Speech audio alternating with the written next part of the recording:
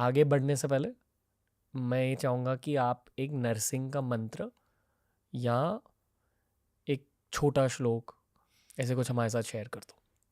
नरसिंह भगवान जब श्रीमद् भागवत जी में जब उनका प्रकट होते हैं, जब वो स्तंभ भेदन करके, उस समय का जो उनका स्वरूप है वो वर्णन किया गया है। सत्यम विधातुम निज भृत्य भाषितम व्याप्तिम च भूते स्वखिलेषु चात्मनः अदृश्यतात्यद्भुतरूपमद्वहं स्तंभे सभाया न मृगम न मानुषम। बोलो नृसिंह भगवान की जय। वाह। सत्यम विधातुम निज भृत्य भाषितम, जो परम सत्य है। व्याप्तिम च भूते स्वखिलेषु चात्मना, इस पृथ्वी पर हर कण में जिनका निवास है।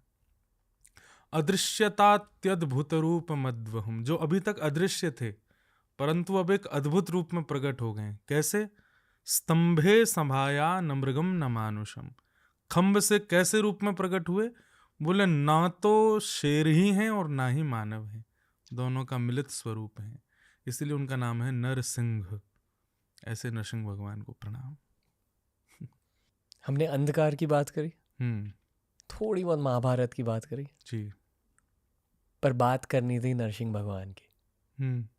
ये लिंक्ड है, अंधकार और नरसिंह भगवान लिंक्ड है।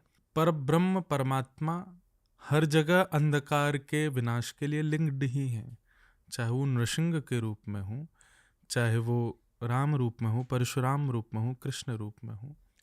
पर नृसिंह एक स्पेसिफिक जगह इसलिए रखते हैं क्योंकि इस पृथ्वी पर आने वाला सबसे पहला अंधकार ही हिरण्यकश्यप था।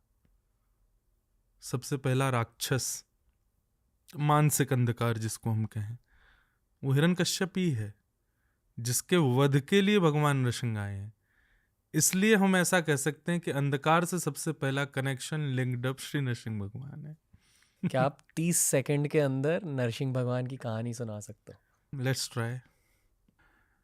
प्रहलाद जब अपने पिता के पास गए और पिता ने जब प्रहलाद को देख करके यह कह दिया कि आज तेरे परब्रह्म को पहले मारूंगा, और तब प्रहलाद को धक्का देख करके कहाँ है तेरा हरि, मुझे बता। तब प्रहलाद ने कहा प्रश्न गलत है पिताजी, प्रश्न ये पूछिए कहाँ नहीं है तेरा हरि, वो सब जगह विद्यमान है।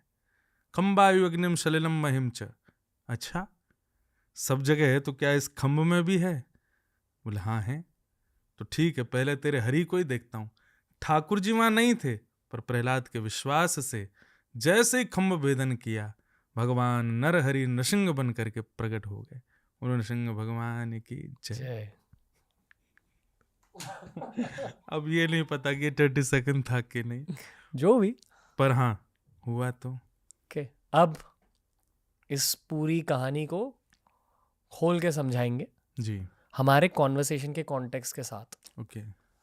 हमारी एज ग्रुप के लिए specially late 20s early 30s, यहाँ बहुत कुछ बदलता है, होता है अंधकार, बदलता ही यही है सब कुछ। इसे ना क्वार्टर लाइफ क्राइसिस भी कहते हैं। बहुतों की लाइफ में, मेरे सारे दोस्तों की जिंदगी में हो रहा है। आई डोंट नो, आप मान देख रहे हो, होता ही है सारे दोस्तों सब की लाइफ जगह। में ये 27 to 35 एज ग्रुप में बहुत प्रश्न उठते हैं दिमाग में, क्योंकि यहीं आप एक नए रूप को धारण करते हैं। वैसे तो हर साल आप एक नया रूप धारण करते हैं, पर ये एक मेजर होता है। और इसमें पता हूँ मेनली क्या होता है कि आप कहीं ना कहीं वास्तविकता से परिचित होने लग जाते हो, रियलिटी। अभी तक आप जो जो चीज़ देखते आए ना लाइफ में, वो रियल लगती थी, पर कुछ समय बाद पता चला कि नहीं, रियल नहीं थी। पर आफ्टर 27 आपको जो दिखता है, तब आपके मन में आता है कि ये भी उसी की तरह रियल नहीं होगी, पर वो कांस्टेंट हो जाती है, वो रियल ही रह जाती है। फिर आप सोचते हो नहीं यार, इसीलिए हमको चिंता का विषय बन जाता है कि यार 20 साल के बाद बहुत चीज़ें रियल लगी थी, पर वो रियल नहीं रही। अब चीज़ें रियल हो रही हैं और वो कांस्टेंट रियल हैं। तो मतलब हम 26 साल की उम्र तक तो कुछ पता ही नहीं था हमको, उस बात का दुख होता है। और जो चीज़ें रियल होती जा रही हैं उस बात की घबराहट होती है और क्या क्या रियल आने वाला है। जैसे कि दोस्तों के ज़िंदगी में डिवोर्स, या अनफॉर्चुनेटली दोस्तों के फैमिली में डेथ, कभी कभी खुद के फैमिली में डेथ। ये लाइफ के मुश्किल मोमेंट्स बहुत सारे हैं। कई तो ऐसे हैं वो अभी याद भी नहीं आ रहे, पर वो जब हो रहे होते हैं तब लगता है यार ये भी था क्या, ये भी एक रियल होने वाली चीज़ थी क्या।